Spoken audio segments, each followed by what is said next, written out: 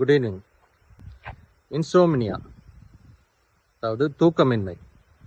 இன்னைக்கு நிறையா பேருக்கு இருக்கிற பிரச்சனை இன்சோம்னியா தான், தூக்கமின்மை தான். அதுக்கு காரணம் பார்த்தீங்கன்னா ஸ்ட்ரெஸ், ஆங்ஸைட்டி, ட்ராமா.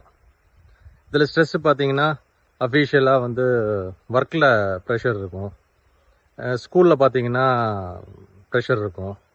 இப்படி நம்ம போகிற சொசைட்டியில் எல்லா இடத்துலையுமே ப்ரெஷர் இருந்துகிட்டே இருக்குது.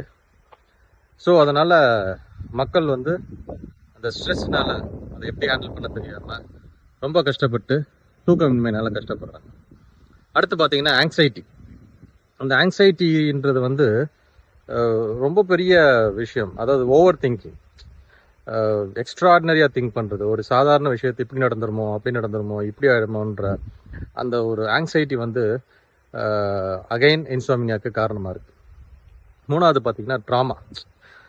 ட்ராமாவில் loss of relationship. For example, நமக்கு ரொம்ப வேண்டப்பட்டவங்க இறந்துட்டாலோ, இல்லை நம்ம கூட ரொம்ப பழகினவங்கள நம்ம விட்டுட்டு போயிட்டாலோ அது ஒரு ட்ராமா வரும்.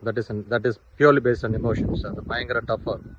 ஸோ இந்த காரணங்களுக்காக நிறைய பேர் தூக்கமின்மையினால கஷ்டப்படுறாங்க.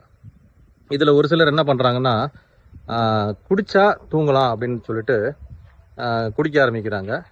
ஆரம்பத்தில் குடித்தா தூக்கம் வரும்.